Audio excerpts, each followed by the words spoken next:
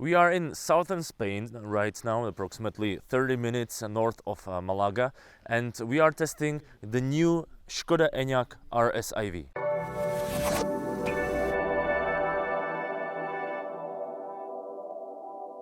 The technical specifications of Enyaq RS IV and the coupe version are pretty much the same, but with this new model comes also a new update of the software, ME3.2.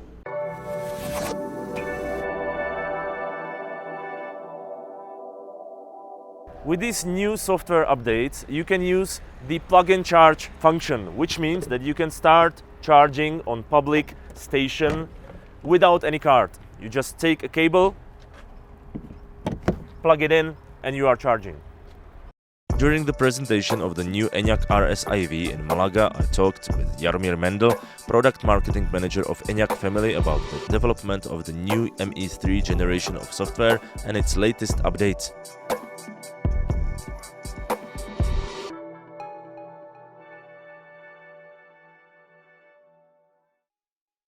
Jaromír, welcome to Simply Clever podcast. Thank you for joining us.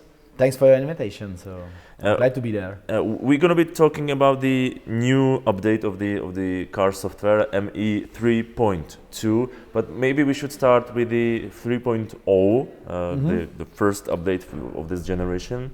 Like how big change was it comparing to the previous version? 2.0, yeah, exactly. So the step to 3.0 was the biggest one. So I think this was something evolutionary, which brings the better battery management, for example, also improved charging battery. So the huge steps came with the 3.0. That was the main thing, and one of the most important, which was really highlighted or demanded from our customers, were also over-the-air update, because we know that the update from 2.0 to 3.0, it's only way to do it directly by our partners on the dealer network.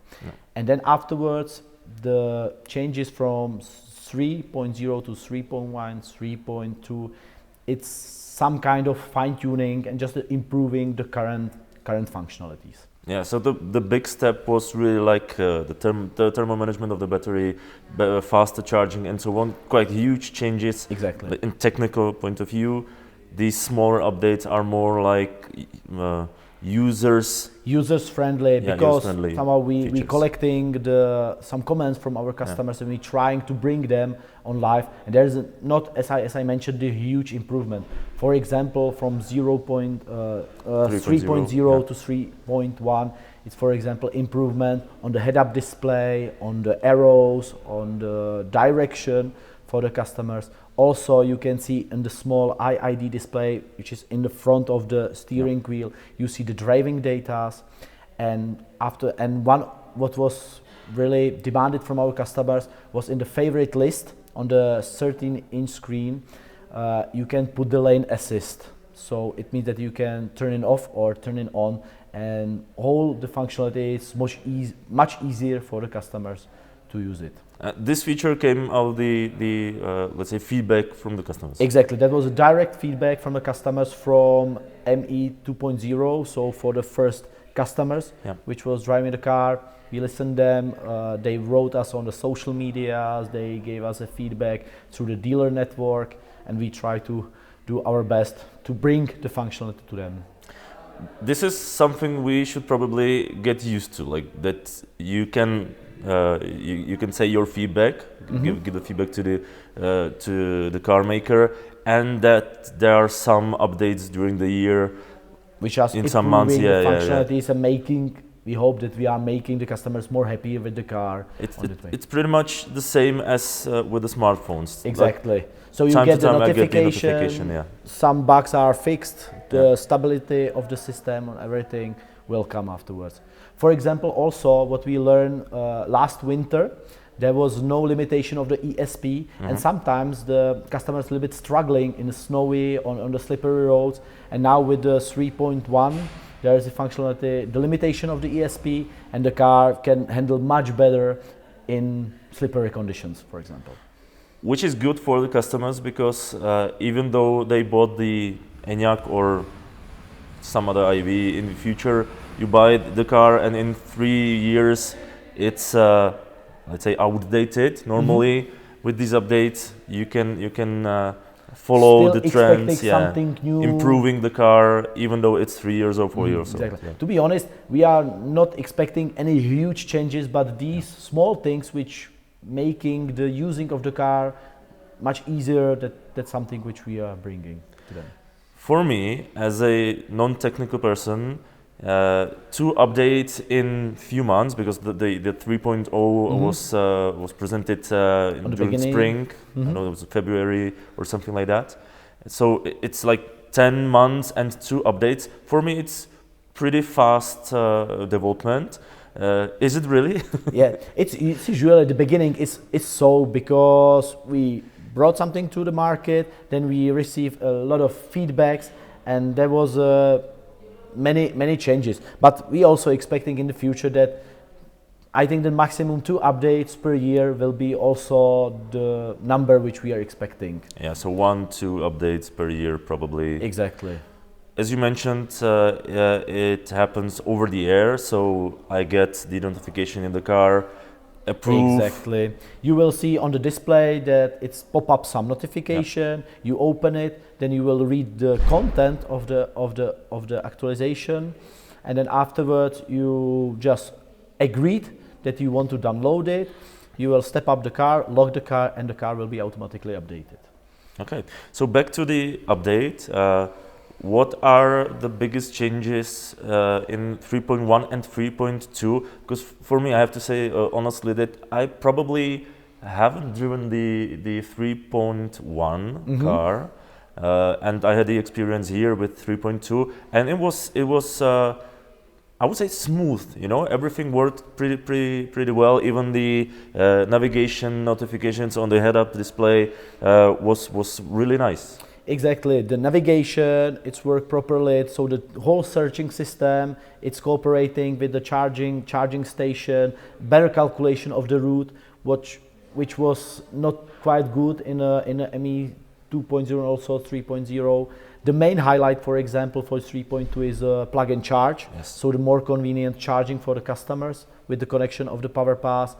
And also, for example, if I'm charging the car, I not only see how many kilometers it's coming in the minutes, but I see the charging power. So I'm charging 135, 120. So there's many customers which I really like to see how the energy is running to the car, and it's fun to watch and compare it. And I know people who are like really having the charts, like marking how fast they were charging, and so on. I also want to mention that some charging station, it's not directly connected with the car, but some charging station will tell you afterwards the charging curve, and you will see how was it, impact of the temperature, impact of the preheated car on everything. It's quite fun. So let's talk about plug and charge, because that's something we've already talked in the podcast earlier. But as something which will come, and now we can do it here in Spain. We tried it here on Ionity station. For me as a customer, it's really useful. You know, I don't have to have the car with me. Sometimes when you're using the station, the charging station, you don't know the different kind, different type.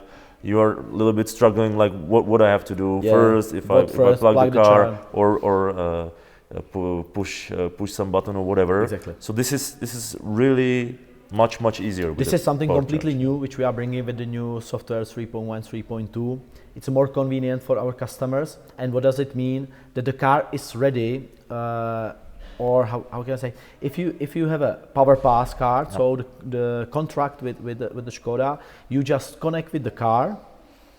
Somehow agreed, the car will be afterwards working like a payment terminal, and you will come with a charging station which is compatible with that function. Because honestly, it's not all charging stations which are available by this functionality. For example, in Czech Republic, it's not so often. For example, in Germany, it's more and more, and also the northern countries. But what does it mean? You just drive the car, You come to the charging station, plug the cable. You don't need to agree with the phone, with the card. The service and the authorization will be done by itself, and it will start automatically the charging. So you just lock the door, you can go for a coffee, and the car will be charged. And for you as a user, you just need to somehow connect your credit card with the Power Pass and Power Pass with the car. Something like the same process. If you have a MasterCard or your payment card, just connect with your watches, make the first step, the authorization, and afterwards you have everything saved in your watches. The same with the car, and you don't need to take care of it. If you need to push the button, take the card, plug the cable, and everything is automatic. And it's useful not only for me as a driver, but when it's a family car, I don't have to, give the card to my wife or whatever. If you have the card in the wallet, so you don't care, just your wife borrow the car, will go far away, or your children's, and just plug the cable, and you on the end of the month you will see what was it. And probably even when it's a company car, it's quite easy to connect it. Like you have some data, who was driving on what day, who was exactly charging. What was a private, what was a business drive. Yeah. Okay, so that's very useful. That's very useful, exactly. So nice. Okay, Jaromír, thank you very much for the interview. Thank you for your time. You're welcome, and thanks for the invitation again.